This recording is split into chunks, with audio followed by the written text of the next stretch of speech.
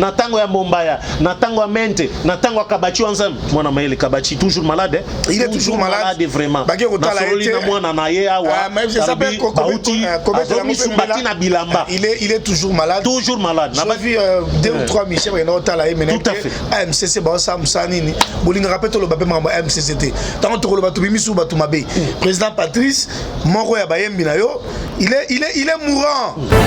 Abandonné. Il est abandonné, puis après tu comment tu réunion AMCC ba mise ba sangisa mbongo tant muto obela to sobeta mbela mais tant muto okufa to mi relax ngeno biso muto ça soki ndenge nini je suis kalo baka donc to kosongela to kosonga ngona.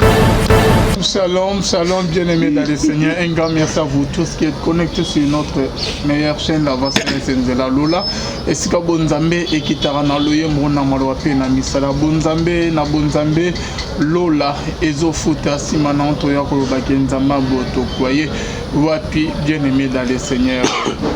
Merci la bande réunion tout soutenir Moussalo. Là je vois les pasteurs Feza Missia, la bouche autorisée de l'Éternel depuis Ziril quand a filo mukoya motema bivens de homo depuis Londres pe na maman Gisèle Lukelo motema papa Emmanuel na Boston. Bonzambe na bonzambe Yesunde Mosuki si bien aimé, toujours dans le cadre pour informer, bien on n'a rien que la vérité, le lot aux ana banane, Minyako Solola, Ezali bien aimé dans les saints, comme wapi na musique chrétienne bien aimé, toujours qu'il ne wapi, n'a pas producteur, pourquoi la maison de production, nous tout presque Ezaya Rokanga, toujours qu'il ne wapi, tozali na, de ko Jijika Kabeyana, espérant qu'à son moment, maye les autres ana bangwa, shalom espérant. Shalom, de quoi. Bonne santé. Zamba Osabiso grâce. Kabeya Wet. Shalom. Shalom. Au rythme du pays toujours. Boka 60 ans d'indépendance, rien malonga. Tout ça comme mituna. Ngai personnellement so mituna. Congo ezali mboka libabe to ba dirigeant. Oyo ba yaka na Congo nde ba yaka na libabe. Naza ko tuba na question na adresser na ba politique na 60 ans d'indépendance oyo. Ba pesa biso réponse. Kobanda 1960 jusqu'à nos jours. Congo, Ezamboka Libabe, sur le plan social, tout le monde est de l'autre côté. Toba Konji, Oyo Batindaka. Bon, toute autorité vient de Dieu. Ça, c'est la parole de Dieu. Mais pourquoi il n'apporte pas la joie à la population? Voilà les questions. Merci beaucoup, Jessica. Merci, Jessica. Avant de bana espérant, de bana Yokulutu, Jessica, lecture nous nous ça dans la musique chrétienne, tout comme wapi. Bon, musique chrétienne, de manière générale, ezali na difficulté oyo ezali kaka kosila te. Intitulé na yo ezali malamu. Eza ko susciter beaucoup d'analyse autour il y a pourquoi ba maison de production. Il y a musique chrétienne et kanga ba porte nango. Est-ce que ezali mpia ke côté là ba producteur, ils n'ont plus d'argent parce qu'ils n'ont plus vendu ba produit yango bakangi ou parce que il y a eu un conflit entre les producteurs et les musiciens chrétiens.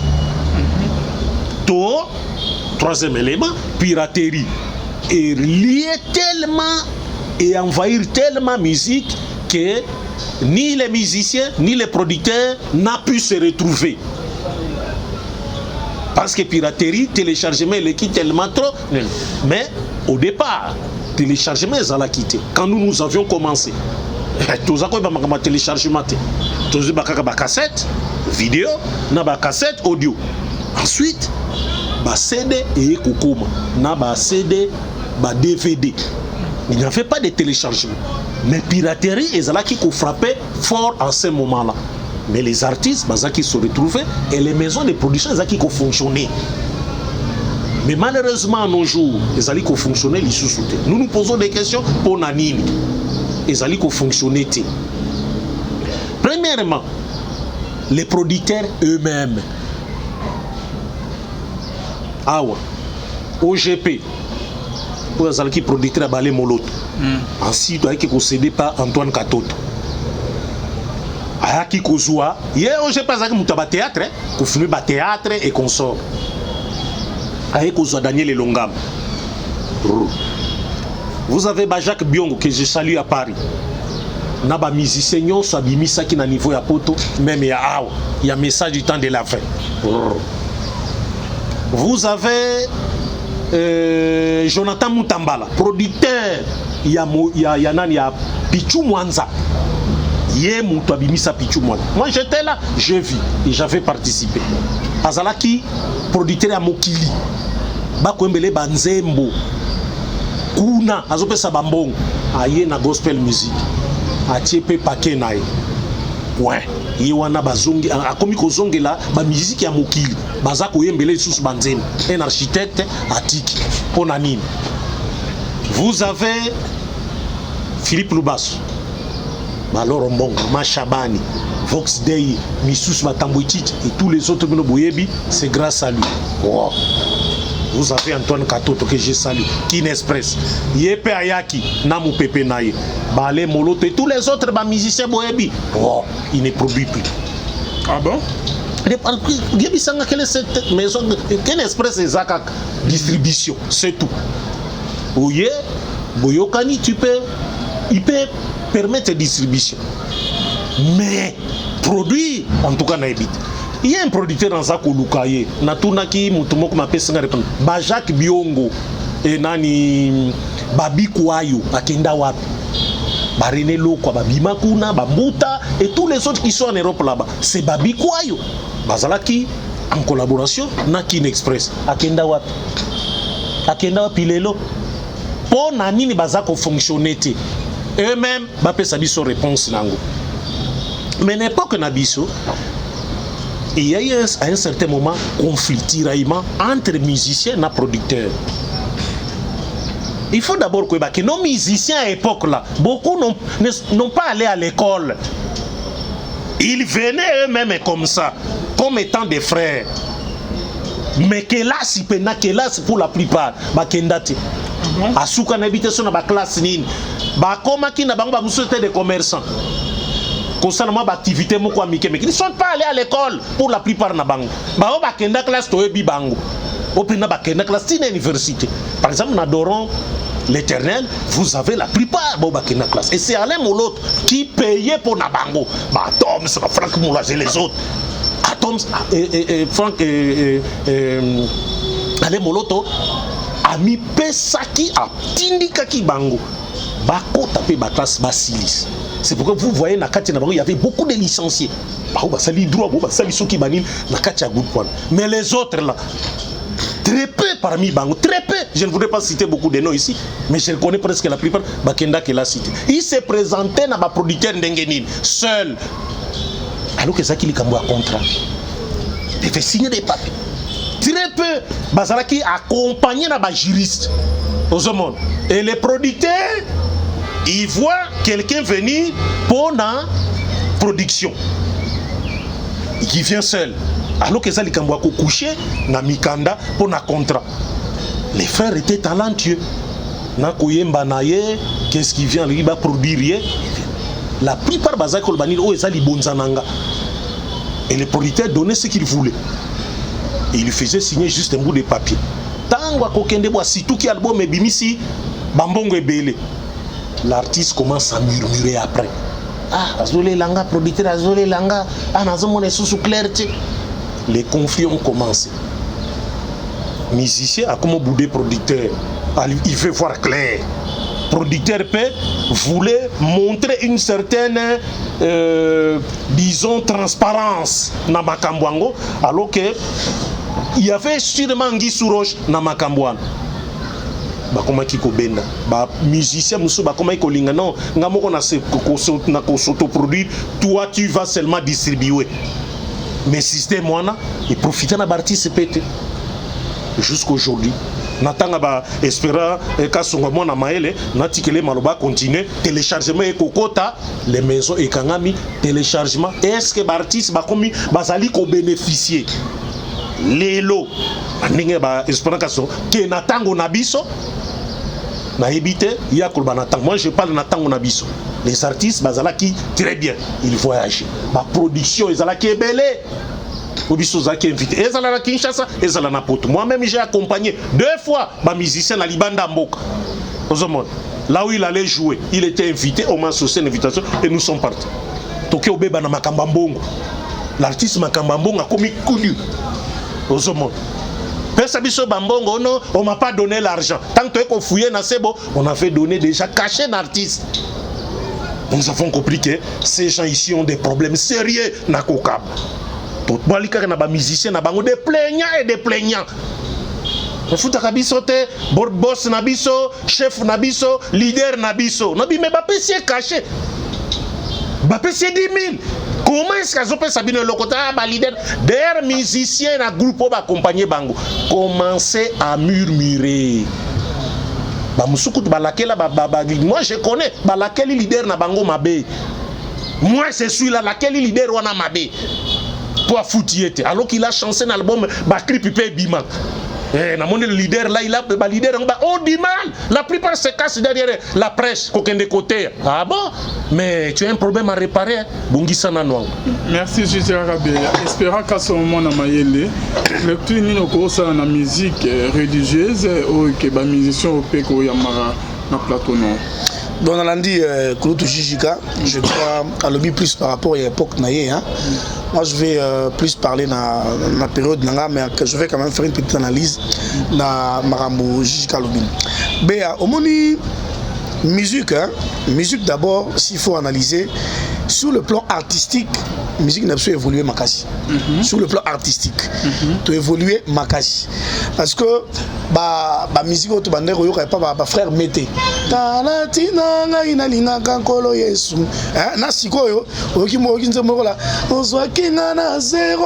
Au sentir sur le plan artistique, les gens ont travaillé. Pourquoi? Parce que l'instrument va utiliser à l'époque, non pas utiliser sur la qualité. Ça veut dire sur le plan artistique, on a vraiment progressé. Mais maintenant sur le plan production, c'est là où ça pose problème. Mais Alvin, moi je dirais que les musiciens Lélo, ils vivent mieux que les musiciens Kala. Comment ça? Je vais m'expliquer. J'ai parlé avec Paul Balenza, Lélo Azali député, député national, honorable Paul Balenza. Paul Balenza m'a dit, espérant, parce que Paul Balenza, c'est le seul grand artiste et musicien chrétien de l'église catholique. C'est le seul grand. Il écoute à qui maintenant moi caché catholique, à Omar Betanaye, gospel universel. Paul Balenza m'a dit à lui, espérant, biso to beta musique qui a succès. To beta musique en bon côté. On a évité jusqu'à en accompagner. Ceux qui ont la même remarque, soit artiste Moyakala, soit le papa de Ningondi. Aujourd'hui, de Ningondi, aussi Michel Bakenda. Au moins, il y a une différence. Au senti, on dirait via Michel Eza aisé que via papa de Ningondi. Je donne juste un exemple. Bango va musique, c'est vrai, jusqu'à ma production est belle Alvin. Et ça qui me bandero bi m'appelle Mingi. Mais Kobi mana bango, est-ce que bando manne ba malero? Je ne pense pas. Bango d'aller ranin. Frère président Dambuta, faut voir remettre l'Angola. Qu'est-ce qu'il faut? Il faut chercher les billets. Boluki ba billet, il faut reloger bango, ba musicien ba kei. Ba kei ba komi kuna mwandambu o bozaki nango, bo pesi bango bazongi. Mais les lois à bon côté. Aujourd'hui, c'est différent. Le lot pour faire voyager musicien, il faut avoir un contrat. C'est là où j'ai rejoint un peu Jijika. Mais si on va pas chez ces belles pour moi, je le dis tous les jours, Alvin. La musique chrétienne, ma producteur Bazalakate, ce sont des commerçants. Je le dis tous les jours. Producteurs la musique chrétienne, nous avons des mécènes. Ça veut dire bateau balina la musique. Jusqu'à la musique, elle va la musique, à mon émission, moi, je vais bien, je moi $1000 au Kabélier. Là, on a aidé dans le studio. Le lot, pourquoi presque les musiciens sont à combien de maisons de production?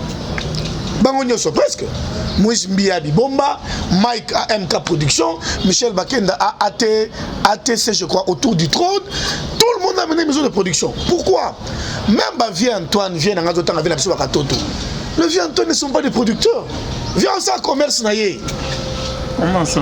Il n'est pas producteur. Comment il n'est pas producteur? La preuve. La kisanga ipesanga un exemple. Il y a garçon moko oyo papa Antoine a joué dans ghetto à Bimisi. N'importe où tout ça. Oya où tu prends dans ghetto à Yebanité. Mais ba musicien belé non? Non. Na ba époque ba jusqu'à papa Antoine a Bimisi ba musicien belé. Non, écoute. Au moni kotindika mutu na kobimisa mutu ekeseni. Faut d'abord qu'une express est allée maison de distribution. Tous les musiciens qui sont passés par mon papa Antoine ont un contrat. Basé Bélo, il y a des Mike Kalamba, il y a autre, tout ça. C'est normal, cette époque-là. Papa, la production, c'est quoi? Il y a une différence entre un producteur et un manager. Papa Antoine, ce sont des grands managers. Dans le management, esprit à perte et à la rater. Tant on dit Alvin, et à quoi pas gagnant-gagnant. Tu gagnes, je gagne. C'est ça le management. Moi je manage les artistes. Moi je ne peux pas aller manager un musicien où on a dit que on va perdre. Or, monde et la production c'est autre chose. Dans la production, on ne produit pas d'abord pour gagner. Dans le monde de la production, on ne produit pas nécessairement pour gagner. C'est vrai, on sort de l'argent. Un producteur, c'est comme un papa. Alors que nous on a place soit au Simba, soit au Simbate. C'est ça la production. Production, c'est la ok no bois kambongo, ok kabambongo. Yo moko ozu mutu na yo, ozu élément na yo qui n'a pas. Oyo azata na subasuma moko te, mais il a les chants. Il a la voix, c'est que Dieu l'a donné. Ozu mbongo na yo Alvin, $10,000 au changer. Ça peut arriver et Simbi. Beaucoup récupérer. Ça peut pas arriver et s'imiter. C'est ça un producteur. Mais Lélo, tu me dis que c'est pas Moutoumoro Boye, jusqu'à un produit, à seul un contrat. Oh non, ça va, sur le qui on récupéré autant, il y a autant. Non, on a un esprit à production. On a un esprit à management. Ce n'est pas de la production. Et c'est ce qui fait que Bandero Nabiso est belé, il y a des missions chrétiens, va souffrir dans le cadre de la production. Il y a un moment où belé qui s'est livré dans ma bêtise et belé pour la ligne à moi position. Or, si on avait réellement regardez aujourd'hui la musique profane, musique dite profane, tu vois qu'un seul individu a produit 4-5 musiciens. Bobé na moi na mongo bébé nchoro sur bébé nchoro. Oui mais na talagi vidéo à moi na wana 1 million de vues. Qui l'a produit? C'est monsieur Deoka Songo, l'ancien candidat gouverneur de la ville. Le candidat malheureux. Moi je me dis comment est-ce que kuna na bango to ba la musique to ba profane, une seule personne est capable de sortir 50 000, 100 000 dollars et un montant to ba na omora oboaka. A écouté ce que ici maté. Alvin, que personne ne te monte. Jijika à son époque, je sais parce que il m'a donné aussi le goût de la télé. Mais à l'époque, na bango ba musique na musique à succès. Avec la musique, il y a un boulet de quelque chose. Non, le musique est comme le jeep. Musique chrétienne. Tout n'a pas été. Il y a des gens qui ont été bénis, 40 mal. On les a confiés, mission, même ceux qui Dieu te bénisse. Pourquoi? Parce que même Bango Moko, on a pas l'organisation bien espérant. Ok, la famille m'a tout c'est pas dans mono. Madame le faut aussi c'est aussi mon transport, pas précieux. Mais ça c'est pas une vie. Même ceux-là on va faire voyager Bango. Ce n'était pas une vie. Même ceux-là qui prétendaient être leurs producteurs. En réalité, ils n'étaient pas des producteurs. Si on n'était pas producteur, la preuve, ça me sont pas frère Mouta avec sa contrat. On a signé là, bah poto. Mettez avec sa contrat. Le couple Bouloba. Regardez tous ces anciens musiciens. Couple Bouloba. Il y a ça, bah musicien de Bassali, je suis le couple Bouloba. Nana kende na lola. Na ba musicien profane bazwa on va crier dans mon bois. Papa, na mboko soki ba pesa ba disque d'or à musique chrétienne. Mais matou c'est moi il faut ça na 4. Ba ndingo il faut pas nango to. Toi tu veux me dire que succès au matou c'est moi la sala et ça succès moi Zimbi a sali. Non. On a un succès à Denis Monde, succès à Couple Bouloba et un succès à Michel. Non. C'est seulement parce que ils ont compris beaucoup de choses. Il y a eu tellement de vitesse, il y a évolution à la technologie, évolution à Marabébélé. Jusqu'à l'époque, il y avait piraterie, mais il n'y avait pas de téléchargement. Tu sais que dans d'autres pays, il y a un sous-CDT. Sous CDT. On va dire à l'intérieur, mais papa, on met un numéro à carte, au sommet. Mais les autres, tu sais que les musiciens sont plus patrons à YouTube que dans concert. Dans le concert, on va foutre 1000, 2000, maximum, tout à 5000 $.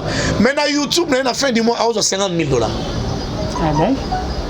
Ils ont compris. C'est pour dire quoi? Je te dis, Calvin, toi, ça le simple. Zora, mission, Moroya Kala.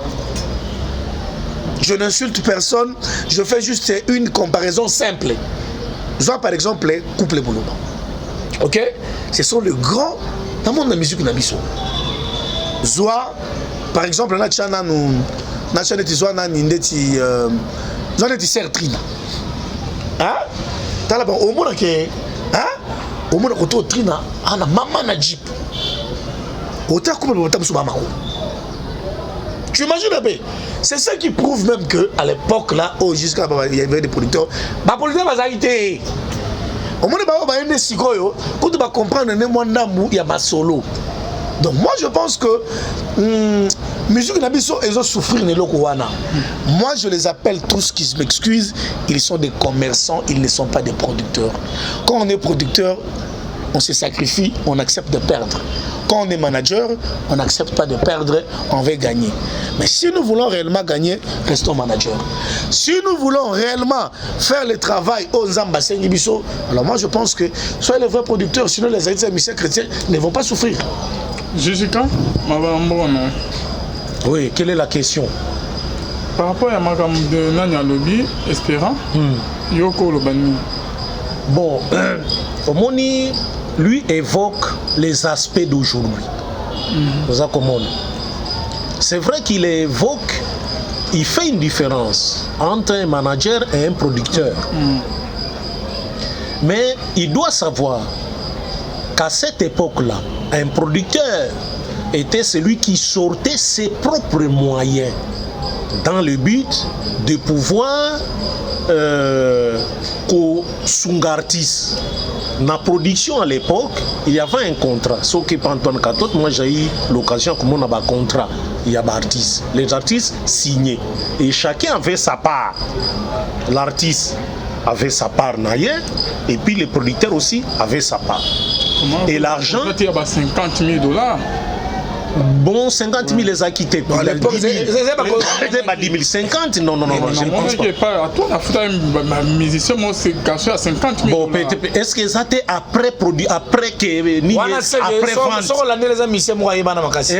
Est-ce que ça après vente Il y a du collègue. Bon, c'est vrai. Parce que on a eu deux personnes au bas 40 000 panaï. Mais parce que ce ne sont pas n'importe quel artiste. Artiste. Il y a de la production. Non, on est comme un contrat de gré à gré. J'ai parlé d'Alvin. La ça veut dire que yon dimi rappelle en dimité. Mais la production c'est autre chose. Ça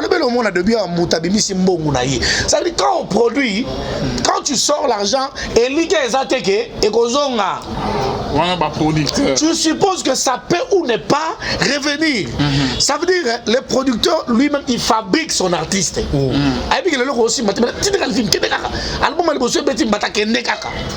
Producteur avant se réjouir maintenant quand son artiste a eu aura.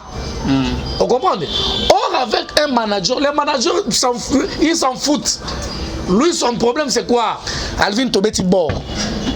Bord n'a pas Tobeti Yangon. Et puis Tobeti à Bord, sur ton côté par exemple 100 000. Voilà 50 000, voilà 50 000. Donc Alvin on a mis sur un moment on a. Surtout que 100 000, na longo na ngai.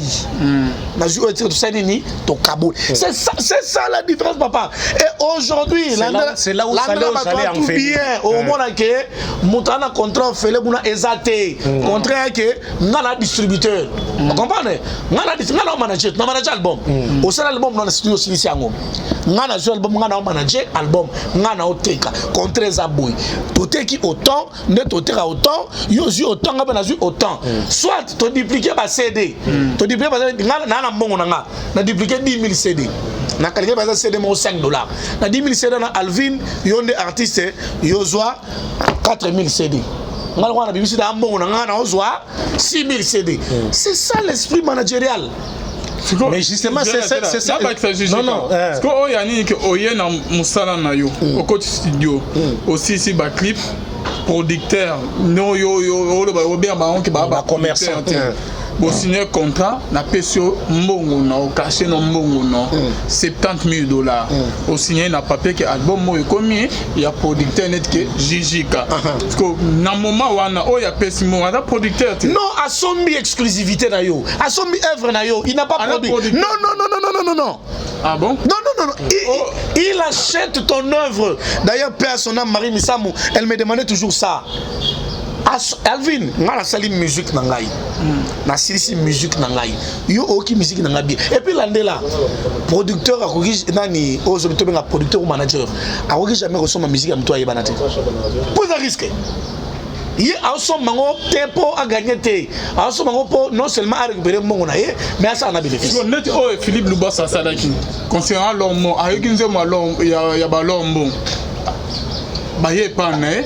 Ba coach studio ba sali banze munyon tout na ba clip ezani bon faut expliquer na sali ça ba alors ba sali na clip na bango moko Philippe Lubasu ayo ko découvrir ayo qui sont n'est-ce que a bengi bango et puis ba pané. Non mais souvent il faut expliquer comment ça s'est fait. C'est pas de la production. C'est quoi moi na maile c'est là omoni dans ce qu'il dit tout n'est pas faux. Mais restons dans l'esprit, il y a Oezalaki Kosalema. La manière, la façon, Ndenge Zalaki Kosalema na époque wana. Je suis tout à fait d'accord lorsqu'il dit que le producteur prenait l'artiste que lorsqu'il avait déjà un produit en main, et que l'artiste, ce n'est pas parce qu'un producteur aussi c'est qui? C'est quelqu'un qui connaît la musique, a yébi musique très bien, et il sait dénicher les talents. Même si on a le tout à fait. C'est-à-dire il voit l'artiste d'abord individuellement. Il peut l'écouter kakanamatoy, nenga zakoyemba, et avoir déjà une idée sur lui. Quand il chante là, c'est comme un leader d'orchestre. Quand il recrute un musicien, il sait voir que un musicien oyo. En tout cas, orchestre de Liboso, tant test il entend seulement comment il chante. À Monique Oyo, quand il sera auprès de moi, na quatre orchestre va évoluer. Et chez l'époque Nabiso, ce n'est pas comme ça qu'on faisait. L'artiste se présentait auprès du producteur, n'a produit n'est déjà fini. C'est-à-dire quand il est en studio et puis à ça artiste en partie il est producteur. Tout à fait. Yemoko se produit déjà en studio. Comment ça n'a été qu'on faisait quoi? Les artistes lorsqu'ils allaient voir les producteurs, ils demandaient de rembourser Yemoko. Yemoko déjà parce qu'il a déjà produit. Il est en partie producteur. Il demandait à ce que non, quelle est ma part alors? Parce que moi je suis producteur, moi je dis je veux te produire dans un contexte non yabiso, dans un contexte ya mwana maele te, dans un contexte yabiso. L'artiste vient, lui n'a pas de moyens, il n'a rien. Mais par contre, il a pu avoir quelques moyens na côté kabilo kwa zaote parce qu'à part artiste, il vendait des bites ce qui bijoux, ce qui makala, ce qui bilamba. Mais le col il avait le don à qui a mis côté le studio. Ba studio simanda. Et puis si bien et quand ça commence à jouer, quand on a nenga na cassette wana, ton na ba église et puis si écho ya bien. Moi tout de suite, je le vois. Ou lui vient me voir, jusqu'à sa producteur. Il me fait quoi? Il me fait écouter d'abord Banzembo wana. Pourtant c'est à côté de mon studio. Et moi je lui demande qu'on signe maintenant un contrat. Et moi je me dis, moi je suis producteur parce que moi je sors l'argent. Toi tu ne sors rien. Moi je sors l'argent et puis Toyo Kaliba pourcentage. Et puis au monde en réalité, quand un artiste vient déjà avec son produit, quand toi tu viens, tu n'es pas son producteur exclusif. Tu es coproducteur. Donc, Naye Bosali coproduction. Bon, il y a déjà, au moins, quand on est sur une étape, il y a solo vocal. Et que dans studio, cet artiste paye les studios. Il produit. Et quand il paye les studios, il produit. Quand il te ramène l'œuvre d'esprit, c'est une production. Donc, yo maintenant, et ça, on a Banzembo, yo Tchembongo. C'est comme ça qu'on fonctionne. Nous sommes, nous tous, nous deux, les coproducteurs, c'est comme ça que ça se passe. Et le mal est que peut-être à l'époque à Bajijika, il y a beaucoup aussi qui ne comprenaient pas. On appelait les mots producteurs d'une manière, je ne sais moi, disons abusif. Abusif quoi. Donc d'une manière abusive, tu es un producteur parce que lui a l'argent. Or toi tu oublies que les produits que tu as ramenés, c'est aussi une production. C'est comme ça je dis, on n'a pas de producteurs Alvin, on a des commerçants. Ah bon? Hier, à l'intérêt, il y a un minute, Papa Antoine, Philippe Loubassou, qui pourra sortir ces 20 000, 30 000 dollars pour la mission à éviter que son monde soit à tous les matin. Que ayoki mwana avant de rappeler na Pascal azoemba très bien mais ayebanate. Quel est ce monsieur qui va sortir son argent dans les vides à écouter ce que musique et Rosimba. Non, c'est là où moi je les appelle vraiment d'une manière humble et ils voient leurs intérêts. Alors tu as l'intérêt artiste, attends non, mais si on a mis 6 000, je récupère combien? Si on a récupéré 500, moi je récupère combien? Et c'est comme ça aussi, ma mission, jusqu'à il y a une époque où peut-être ils n'ont pas eu la chance aussi d'aller à l'école. Maintenant, tu vois comment moi, faut moi, n'a pas ta chaîne YouTube nangai. Biloko nangai, na boka kuna, comme na 1000 abonnés, na monétiser. À monétiser, à kezwa Mastercard, à Jumon Niguna, moi là, je vous ai dit Alvin. Nous monterons beaucoup de concerts. Nous assistons à un programme à concert. Si un artiste gagne, un concert, c'est moins que va gagner à YouTube. Tu vois? Donc aujourd'hui, tu vois, mon préféré à cet album. Pour comprendre que, un producteur, mais j'ai compris que tout ça, je collabore dans les bons moukiers. Il y a le roi qui t'a moi 10 000, mais allez 30 000, allez 40 000. C'est comme ça, il y a maintenant un grand conflit entre ceux-là qui s'appellent producteurs et ceux-là qui sont des artistes et musiciens chrétiens. Est-ce que les artistes ne gagnent pas YouTube? Bon, c'est ce que je dis, ça dépend. YouTube, le problème c'est qu'il faut pas vu. Non, parce que moi je dis à tout le monde ici, moi les Michel m'embêtent à tout moment. Tonton Espérant, YouTube. YouTube attend à WC au fond là. On va bien à WC aussi Bichombo. Au fond là, YouTube n'a pas de problème. Mais au Tchanini. Nathalie et Michel Moni a tiré les manettes, ça fait 3 ans, on a 2 vues. Mais c'est le même Yomo. Pourquoi on fait ça méga bruit? Parce que tu vois ce que nous faisons ici à Kinshasa, il y a un influenceur à même poteau. Il y a un influenceur à Liban d'abord. Si vous déjà à aux alamans aura, on a point à you. Papa, yo sur YouTube, là YouTube on a pas monétiser. Faut qu'on a 1000 abonnés. Yo qu'on a 1000 abonnés journée. Namona moko boye banze mon pe ko mo yebana abeti 2 ans de pas salango ana 58 abonnés. Eh papa mais le temps on a 1000 kufa.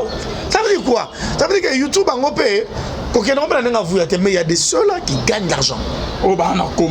Il y a des musiciens que moi je connais, des musiciens chrétiens, ils ont 1 million de vues, ils ont 1,5 million, ils ont 2 millions qui gagnent leur argent tranquillement. Mais YouTube, on peut dire que YouTube. Il y a ça bateau. Quand ça va bambouiller, maintenant on a YouTube, on a 10 000 vues, 10 000 vues pour mettre combien d'abonnés. On en a 20 abonnés. Mais bon, le problème est Ali, Zala Mayele, Salam normal, correctement.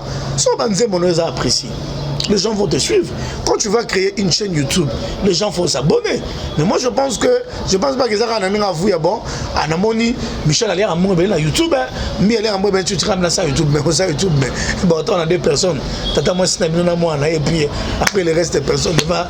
Merci beaucoup Jijika. Espérant que son musique chrétienne a baisse ou tout les hommes maintenant. C'est ça normal. Sur le plan artistique, n'a bien vie à Jijika mais sur le plan artistique je les trouve normal. On a aujourd'hui des très belles chansons qu'on n'a pas eu à l'époque. C'est vrai qu'ils avaient même souvent dérapé, mais moi je pense que surtout sur le plan artistique, musique est mati, hein. Aux autres même instrumental la cima, hein, au senti, les lots on a même pas clip, hein, au senti pendant nos missions chrétiennes, ça la clip pendant l'Ongwa, à quels États-Unis pense à la clip, hein, à quelle Afrique du Sud pense à la clip quand les Américains dans l'état ils peuvent oh moyo batata. Il y a crainte, il y a une obéissance dans les musiciens. Naba Oyakala. bon nga sikoyo na terrain na bon na kotaka te parce que Bible ezoloba botika ba matiti nyonso ebota ekola esika moko kaka kokola omona oya vrai na oya faux na yebisaka mission chrétien moko boye non espérant nga na mutu ekobote parce que te oza mutu ekobote te mpo oza mpiaka. Vous comprenez? Et puis aujourd'hui vous avez côté pour nous aux occasions ça les côté. Vous comprenez? Moi je ne critique pas ceux-là qui tombent ou ceux-là qui sont déjà tombés. Peut-être moi je n'ai pas eu l'occasion ou je n'étais pas dans la circonstance. Comme toi dans Zaginango. Alvin, pour nous mageba no baïba atena palais. Tika mon ngola mesa ke musala. Vous comprenez? Si vous avez pourquoi au goût de mon mesa là tu vas te rassurer. Alors baba ta moi là bon ngai ezala ba on a yebi na rolo banoki Alvin o miraté o bena moto mabe o bena tireur d'élite sniper à kosa. Mais aussi d'autres autres en a bango au côté dans les logoté au moins dans ma bête on s'était ngai na mamanzambe je n'aime pas juger.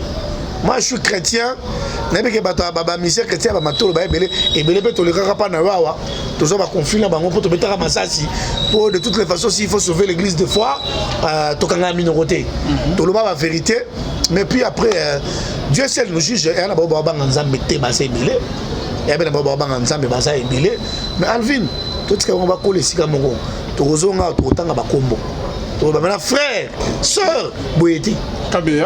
Bon, c'est là où nous nous insistons davantage.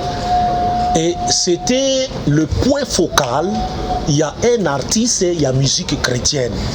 Il devait avoir une vie qui est conforme à la parole de Dieu. Ça, c'était très important. Et pour connaître un artiste Yandengewana, eh ben, il a fallu qu'on écoute ma composition naïe. Parce qu'à notre époque, contrairement à Espran Bakat, pardon, Mwana Mayele, Espran Kasongo, Bonzambe, Zalaki Makasi, bien qu'il y avait des fautes au Zalaki qu'on commettre, mais Zalaki difficilement visible aux hommes, difficilement visible. Aux hommes, nous avons appris, moi j'ai appris beaucoup de choses auprès de Charles Mumba par exemple, et d'autres, ce qui se faisait. Aux hommes, il y avait beaucoup plus ce que moi j'ai considéré comme l'apparence de la piété.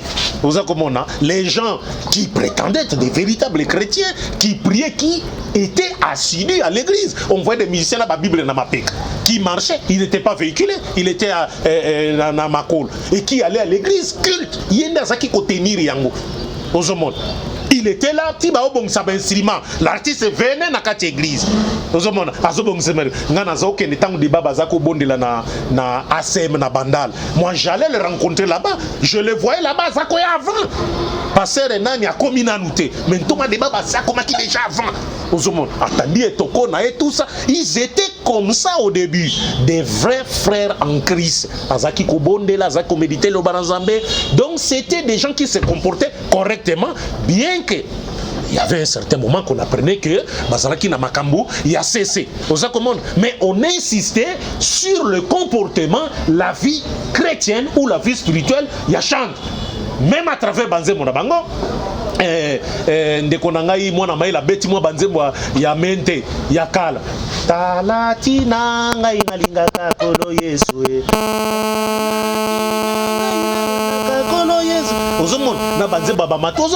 donc ils étaient considérés comme des véritables frères et à travers Banzemo Nabango on les sentait. Par rapport à aujourd'hui, le même esprit est sali. Ce n'est pas le fait que Mamabé a musicien comme Bima de gauche à droite, mais on sent. Ce qui a changé, c'est beaucoup plus Ponangai. Là, je dis pour moi, le rythme musical.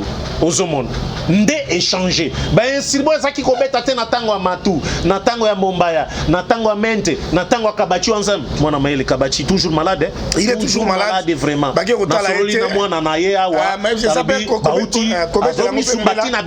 Il est toujours malade. Toujours malade. J'ai vu 2 ou 3 missions qui ont été là. Tout à fait. AMCC, Bolinga rappelle le babé MCCT. Tant que le Batubimisu Batumabé. Président Patrice, Moro Yabayem Binayo, il est mourant. abandonné. Il est abandonné, puis après, tu as réunion, AMCC, Michel Bassang-Sambongo, tu as un mouton, tu as un bétambela. Mais tu as un mouton, tu as un mouton, tu as un mouton, tu as un mouton, donc les contenus, il y a des chansons, il y a gospel musique de l'époque. Et Zalaki n'a osé sentir moins spiritualité, Zalaki et Makasi sur le plan parole qui est instrumental. Sur le plan par quand vous écoutez Banzimba, il y a Doro les Terrera, Alain Moloto et les autres, comme tout Samuel et tous les autres, qu'il y avait, donc ça touchait, ça poussait les gens à la foi à écouter la parole et à prier. Il y a les lois et Zalipé, Naboïté. Mais sauf que le rythme musical est changé. Même la danse, les lois danseurs, Komi Nakati, danseurs, on a ajouté beaucoup de choses. Et puis, cri est commis trop. On a ajouté les cris, alors qu'à l'époque il n'y avait pas de cris dans la musique chrétienne. Mais les amis Vox Day, tant Vox Day et Yaki. Na mlupe manango na groupe moko ezalaka na mbinza place barino bazalaki bemenkano ba malakozi les chérubins. Parce que la plupart des musiciens, les chérubins, bango ne bazalaki koyemba pe na sango malam place Jimmy Sawaski adodaki bango. En dehors peut-être à Koul Matok, mais Rino Mvumbi, comme Rino Moyo. Bah Joël, Mbumba, et Menkano, et les autres malakozi. C'était des musiciens, les chérubins. Au bazaki kobeta nane. Bah comment qui na ba louange moko ya makasi. Mais comment elle zaiko na vive la musique. Ozomona comment qui ya makasi. Ba crie kota ki ebele. Tuna ba katalai ba tamboueti telo malatai évangélique bisika zali na pesi bangbo. Ozomona. Alors la différence na niveau ya lelo ya ba mwana maele kasongo. Ndenga lobi musique évolué. Ozomona. Là maintenant instrumentation peut comme ko jouer avec ba style ya musique nyonso toyebi. Si bien que comme on bimaloko la bapagano, on ne sent plus cette connotation. Il y a quelques-uns seulement. Quelques-uns qui je ne voudrais pas citer les noms ici, on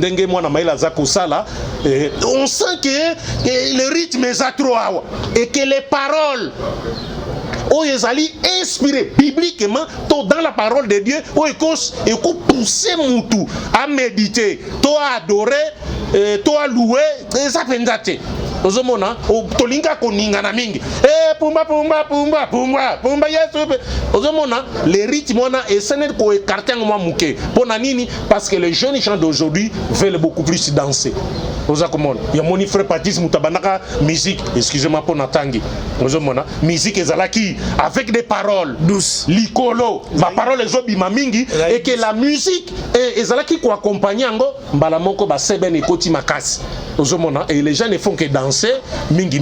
Bon c'est vrai qu'à côté na rythme moko ya ba folklore na biso eza ko sala iloko moko ya très bien. Donc sur le plan contenu il y a ba chanson na rythme évolué entre époque na époque ya mwana mayele. De son côté on danse beaucoup. Mais chez nous, il y avait beaucoup plus la prière, la méditation. Bien que Zali continue, mais à l'époque, et même les artistes avaient une autre appréciation. Ils étaient beaucoup plus appelés des frères et des sœurs. Mais Natango Naye, vous n'avez qu'à entendre ce que M. Kofi Olomide a sur ces artistes.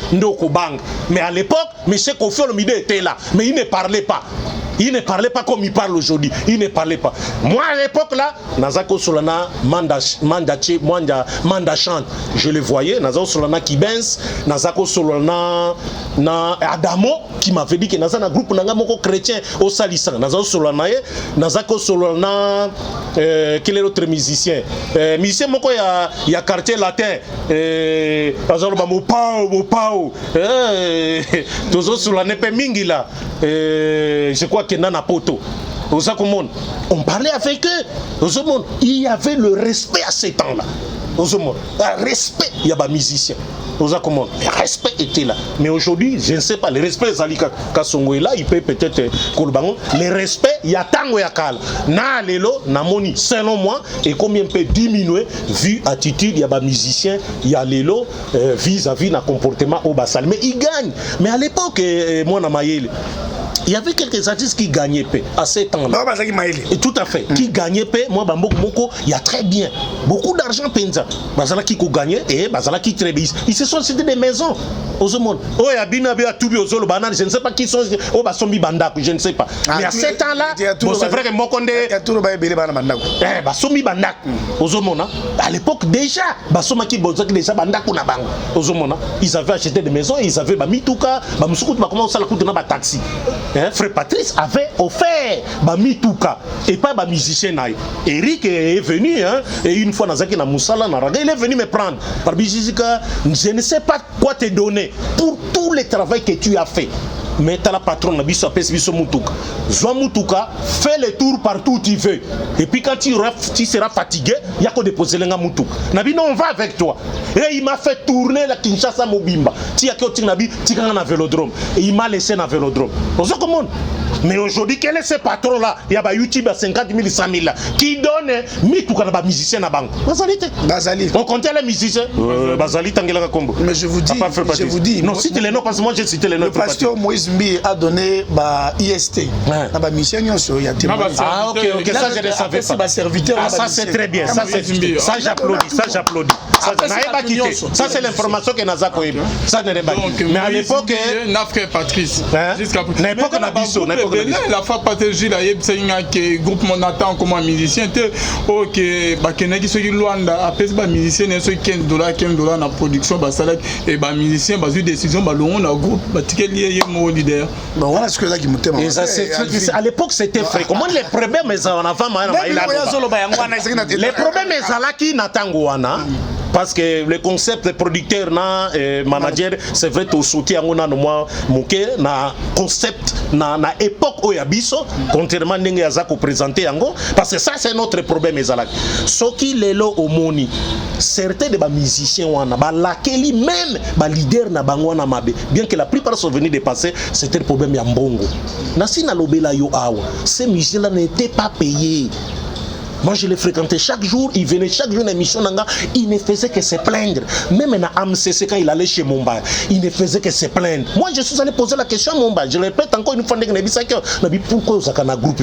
Alors les musiciens na bango na ba ka kufunda bango chaque jour ah wana basi ba uti ba poto bazui ba caché ba teki ba signer ba contrat na ba sabam na ba essence ba droit d'auteur bien que moi na belle fois peu que certains musiciens avaient vendu ba droit d'auteur na bango. Il n'y a pas producteur, tout à fait. Tout à fait. Ce sont des histoires qu'on doit parler. Exact. Les producteurs ont acheté, les musiciens leur ont vendu. Yango. Bien producteurs, les musiciens ne sont pas fait bazalate. Les producteurs gagnent. Bambong des générations, et lui l'artiste il est vivant moyen parce que on lui avait tendu nakangi parenthèse moi na maïle peut-être en profiter là tu vois do bazaki ko futa bangote pourtant na basasam na basaze moi le musicien là avait aussi droit à salaire aux monde ils ont pris tout leur argent bango moko basumi bandango na bamituka aux monde et ces musiciens là sont restés malheureux jusqu'aujourd'hui. Les autres qui de malheureux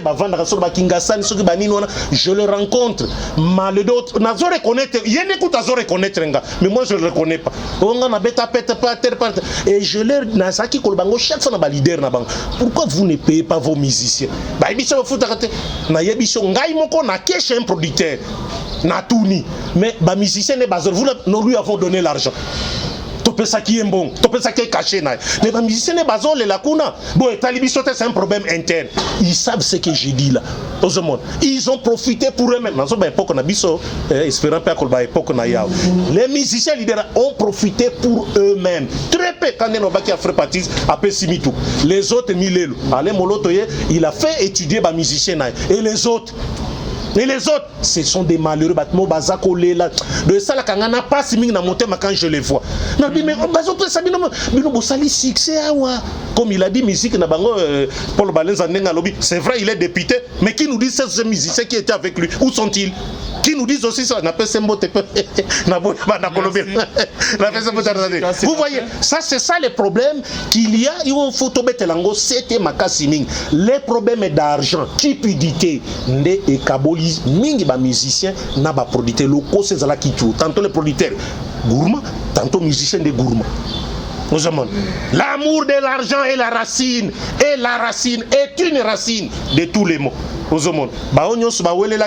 Sont allés loin na Kondima. C'est ça les producteurs Naba Musiciens Missous. Ils ont voulu gagner Kakapona Bango Moko et leur famille. Les musiciens qui ont travaillé avec eux, ils les ont abandonnés, ce sont devenus des malheureux. Et Bango Balakeli Bango Siko Mabe. Merci Jusika. Espérant qu'à son point pour ceux qui ça. Voilà, je crois que le dossier est belé Makash Alvin. Tu vois, on va le prochain numéro. Mais je crois pour finir, mais déjà le rôle, moi ça m'a beaucoup dérangé. Mais pourquoi au 21e siècle, on voyageait dans ma mission, on va $15. Mais mais excusez, sur aux mobile aux sorciers, sur aux moisi aux sorciers, hein, parce que c'est pas normal. Bien au Awati Luanda, c'est je crois 5-6 fois ou même 10 fois que Priwana. Alors moi je pense que net lobby angone na roban la roloba que ba mission chrétien bobunda parce que ba producteur va la rater. Ba to travail on va ça ba commerçant, ba robi ça jamais bon on a bango ya pamba et azwa ngabuna été. Donc Tobunda, on sent que sur le plan artistique vous évoluez, mais puis après, nabeta moi c'était pour la carte à la place Jessica Lobby, bon à la cupidité. Vous comprenez? Parce que cupidité est bon maka. Non seulement bon maka, mais tu risqueras même de perdre la grâce que Dieu a mise sur toi. Vous voyez? Moi je pense que c'est peut-être ça et peut-être dans l'émission tant que tu Votre numéro de compteur rapidement. Mon numéro c'est le plus 243 82 19 64 322. Plus 243 82 19 64 322. Yangeza plus 243 85 152 79 31. Plus 243 85 152 79 31. Voilà numéro. Merci beaucoup. Merci à vous tous qui nous avez suivis. Qu'on se retrouve à la prochaine. Bonne année, Lola. Les Ofotabaï. Où tu rendras compte devant le Seigneur toute ta vie sur terre. Après avoir tout gagné, l'on s'en va seul, sans rien amener. Faut me perdre tout plutôt que de perdre son âme. À quoi bon tout gagner, demain sera que vanité. Vanité. Faut me perdre tout plutôt que de perdre son âme. Perdre son âme. Perdre son âme. À quoi bon tout gagner, demain sera que vanité. Moninga.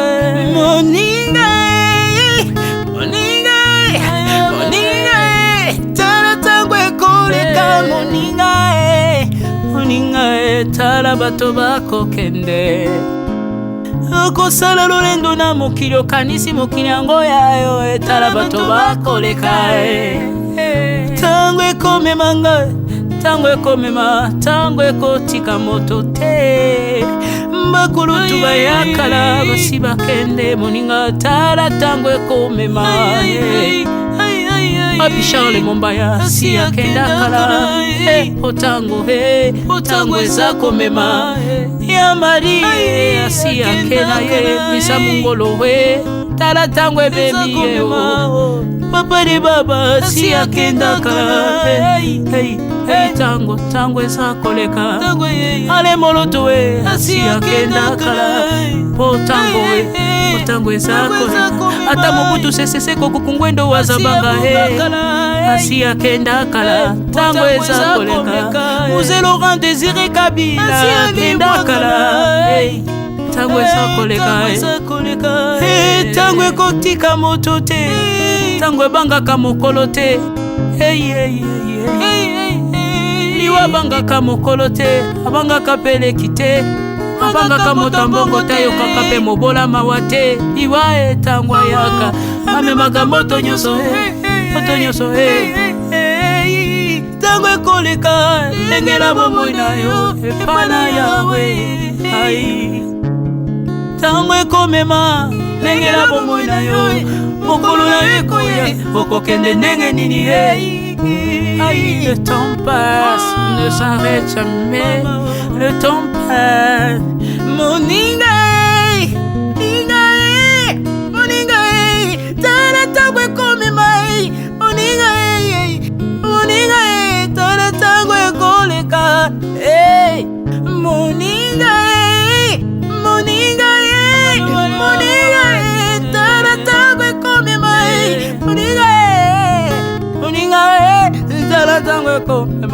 Tango ekotika moto te Lengela bomoi na yo Tala bato bakokende Osala ndenge nini ye Okotikala ebende te Okotikala ebende Le temps passe, ne s'arrête jamais. Le temps passe, ne pardonne jamais.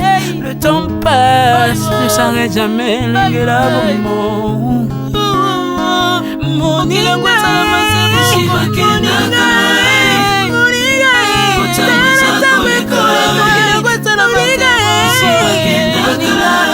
Tala tango ekoleka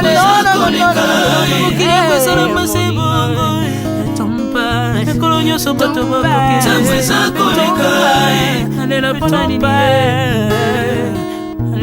nalela mpona nini tango eza koleka